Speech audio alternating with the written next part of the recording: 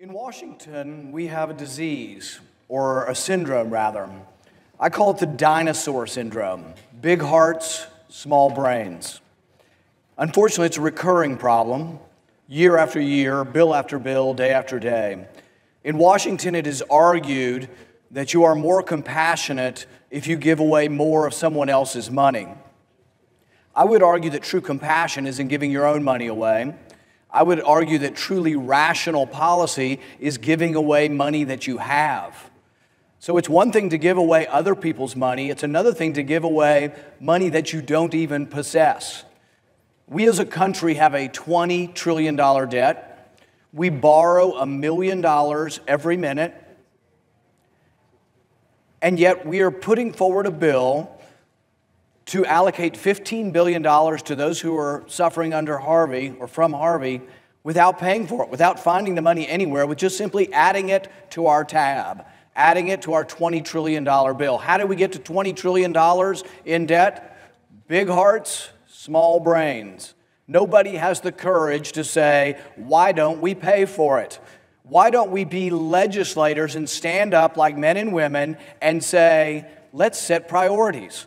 If it's a priority to help those in Texas, and I have great sympathy for those in Texas, my family is there, I have family members with 2 feet of water in their house, so I have great sympathy for those who are in need.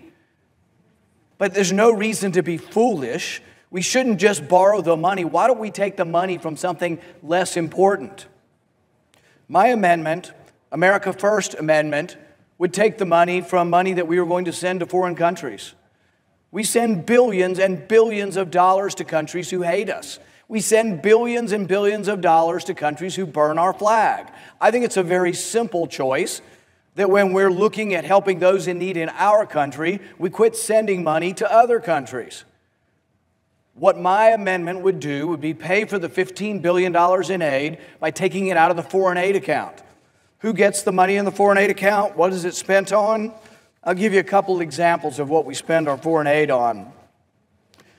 We spent billions of dollars, I think it's over $100 billion, building roads in Afghanistan, blowing up roads in Afghanistan, building schools, blowing up schools, and then rebuilding all of them. Sometimes we blow them up, sometimes someone else blows them up, but then we always go back and rebuild them. Well, what about rebuilding our country? Why don't we look at our country and rebuild our infrastructure, rebuild our roads? For those who are flooded in Texas, let's help them. But let's help them by not sending the money to Pakistan and to other countries that don't even like us. In the foreign aid account, we spent $273 million last year teaching people how to apply for more of our money. So it's not bad enough that they take your money and send it to foreign countries that don't even like us. We teach these people how to apply for more of our money. We had a televised cricket league we spent over $1 million on in Afghanistan. Televised cricket league. Only problem, they don't really have any televisions.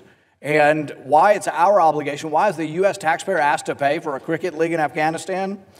We spent $45 million on a natural gas station in Afghanistan. $45 million. It was estimated to cost $500,000, 86 times cost overruns. What does it serve up? Gasoline? Natural gas. Who has a car that runs on natural gas in Afghanistan? Nobody. So we bought them cars. We bought them cars that run on natural gas. Then they had no money to buy the natural gas, so we gave them credit cards to buy the natural gas. That's where your money's going. If you want to help the people in Texas or those people who may be hurt in Florida, why don't we quit sending the money overseas? These are the people who chant death to America, and we send more money to them.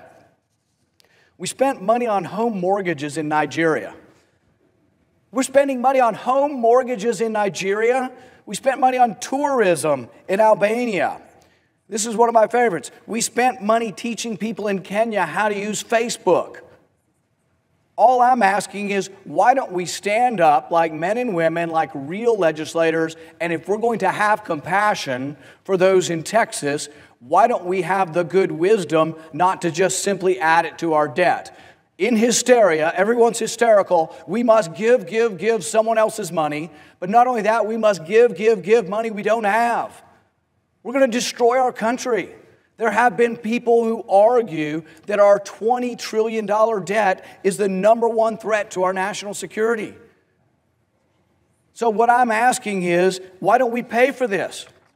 Why don't we simply take some money that we were going to spend somewhere else for something not as valuable in another country, and why don't we spend it here? Because you realize what's going to happen. I will proffer this amendment, and in all likelihood, the swamp, the establishment, will vote this down because they never want to cut a dime of spending. They're always compassionate. They have big hearts. They're willing to give away everybody else's money, but they're never, ever willing to pay for it. This is both parties, both Republican Party and Democrat Party. Watch the vote and see who is a conservative and who says we should pay for the aid for Harvey and who says, oh, no, we should add it to the tab. Where's the $15 billion going to come from? We this year are going to run a $500 billion debt. There is no money. They're giving away your grandchildren's money to help people. And people will say, that's compassion. We're going to help people now. But we're stealing it from our kids' future. We're stealing it from the future and the soundness of our country.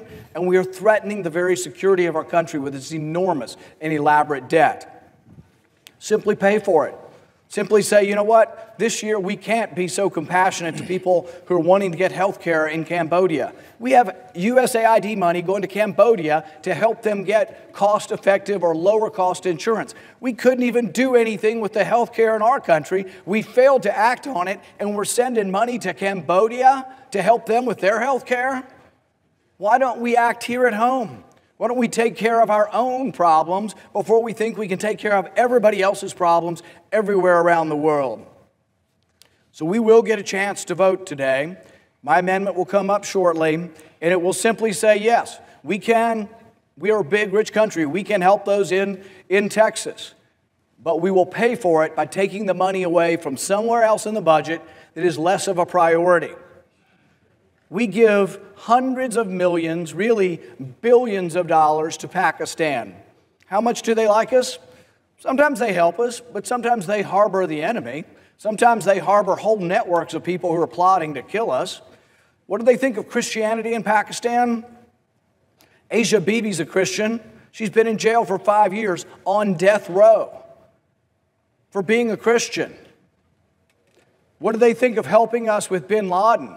They didn't raise a finger to help us with bin Laden. Bin Laden lived among them for years and years and years. When we finally got bin Laden, we got bin Laden with information from a doctor named Shakil Afridi.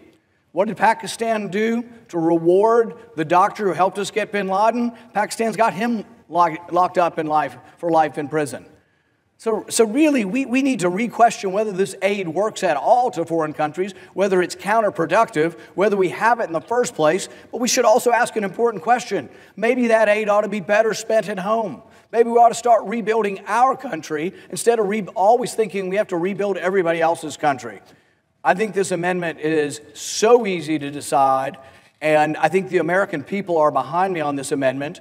And I think if we were to take this to a huge vote of the entire American public, I think 75 to 80% of the American public would say, you know what, let's take care of our problems at home. Let's don't send our money abroad. And I think we'd win this battle. But watch this vote, because in Washington, you'll see the opposite. You'll see 3/4 of this body or more say, oh no, we're not going to cut any spending to anyone. We could never cut foreign aid or welfare for foreign countries. We're just going to add it onto the tab. But I, for one, want to be a loud voice to say it's risking our country's future. It's risking the security of the United States to keep adding to a $20 trillion debt, no matter how good the cause is. And remember, the next time a politician tells you that they are so compassionate because they want to give away more of someone else's money, you ask them how much they gave of their own money if you want to judge their true compassion. Thank you. We will make America great again.